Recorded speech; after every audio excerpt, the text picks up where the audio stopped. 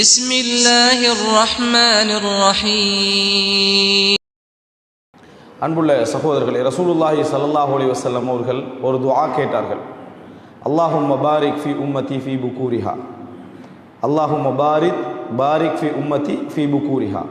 யா அல்லாஹ், எனது உம்மத்துடைய ஆரம்ப நேரங்களிலே, காலை பொழுதிலே பரக்கத்து செய்வாயாக என்று ரசூலுல்லாஹி ஸல்லல்லாஹு அலைஹி வஸல்லம் துஆ கேட்டார்கள். புக்கூர் அப்படி என்று சொல்கிறது காலை பொழுது, ஆரம்ப நேரத்தை என்ன செய்யுது, குறிக்கிறது.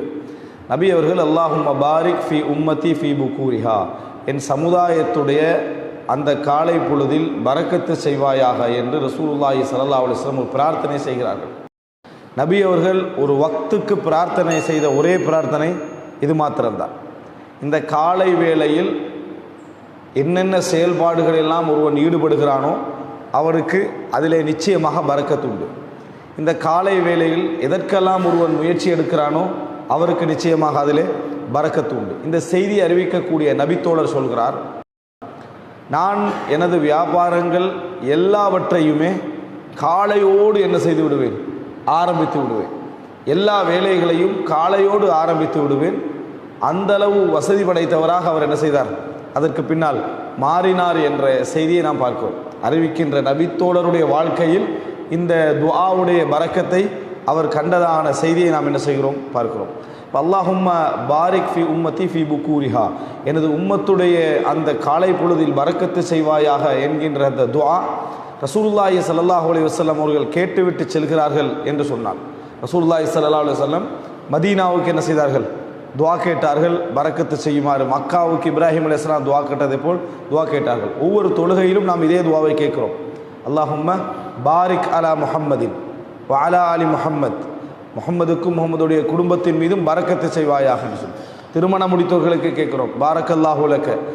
எனவே பாரக்கல்லாஹ் என்று அந்த அல்லாஹு தஆலா பரக்கத்து செய்வானாக என்கின்ற துஆ இருக்கிறது, ஒரு அற்புதமான அபிவிருத்தியை கேட்கக்கூடிய ஒரு துஆ. ரசூலுல்லாஹி ஸல்லல்லாஹு அலைஹி வஸல்லம் இந்த வக்துக்காக அந்த துஆவை கேட்டுவிட்டு சென்றிருக்கிறார்கள். எனவே எங்கள் வாழ்க்கையில் நாங்கள் ஒரு முடிவுக்கு வர வேண்டும். எந்த ஒரு காரியத்தை நாம் ஆரம்பிப்பதாக இருந்தாலும் அது ஃபஜ்ரோடு ஆரம்பிக்கக்கூடிய காரியம் என்றால் அதை நாங்கள் முற்படுத்திக் கொள்வது என்ன மிகவும் சிறந்தது. அதே போல் ஒரு முடிவுக்கு வர வேண்டும். ஒரு நோய் அல்லது எங்கேயோ ஒரு பிரயாணத்தில் இருக்கிறோம், ஒரு நிர்பந்தமான ஒரு தேவை, இரவு முழுதும் தூங்க கிடைக்கவில்லை ஏதோ ஒரு காரணமாக, இப்படியான தேவைகளை தவிர தூக்கத்தை தவிர்த்து கொள்ள நாம் என்ன செய்ய வேண்டும், அந்த நேரத்தில் பழக்கி கொள்ள வேண்டும். ஹராம் கிடையாது, அந்த நேரத்தில் தூங்குவது ஹராம் என்று எந்த இஸ்லாமிய அறிஞர்களும் சொல்லவில்லை. ஆனால் அது ஒரு நல்ல செயல் கிடையாது. ஒரு நல்லதை எதிர்பார்க்கக்கூடிய, சிறந்ததை எதிர்பார்க்கக்கூடிய, ஒரு ஒரு எல்லா விஷயத்திலும் ஒரு முன்னேற்றகரமான ஒரு செயலை எதிர்பார்க்கக்கூடியவருடைய புத்திசாலித்தனமான செயல் கிடையாது. அப்படின்னு இதையும் சொல்வார்கள். அசருக்கு பின்னால் தூங்குவதையும் என்ன செய்வார்கள், சொல்வார்கள். இது சம்பந்தமாக தூங்கக்கூடாது என்று எந்த விதமான சஹீஹான ஹதீஸ்களும் இல்லை.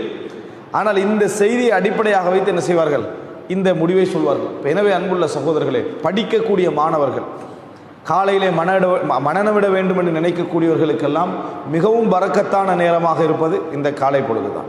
ஃபஜ்ர் தொழுத பின்னால் இருக்கக்கூடிய அந்த நேரம் தான். ஆனால் என்ன எங்களது பிரச்சனை அப்படி என்றால், எங்களது வாழ்க்கையுடைய ஓட்டத்தின் அமைப்பில் நம்ம 12 மணிக்கு அப்புறம் தான் என்ன செய்கிறோம், தூங்குகிறோம். இதன் காரணமாக நமக்கு ஃபஜ்ர் என்ற ஒரு தொழுகை கடமை என்கின்ற ஒரு நோக்கத்தில் தான், அதுவும் ஒரு சிலர் தான் என்ன செய்கிறார்கள், பள்ளிக்கு வருகிறார்கள். பெரும்பாலானவர்கள் அதை கூட என்ன செய்கிறார்கள், மறந்து விடுகிறார்கள். ஆனால் ஃபஜ்ர் தொழுததோடு அந்த தொழுகின்ற மக்கள் கூட என்ன செய்கிறார்கள் என்று சொன்னால், அதிகமானவர்கள் தூங்குவதற்கு என்ன செய்கிறார்கள், பழகுகிறார்கள். எந்த ஒரு ரீசனும் இல்லாமலேயே தூங்குவதற்கு பழக்கிக் கொள்கிறார்கள். இது போன்ற பழக்க வழக்கத்திலிருந்து விடுதலை பெற வேண்டும் என்று இந்த செய்தி என்ன செய்கிறது, எங்களுக்கு சொல்கிறது.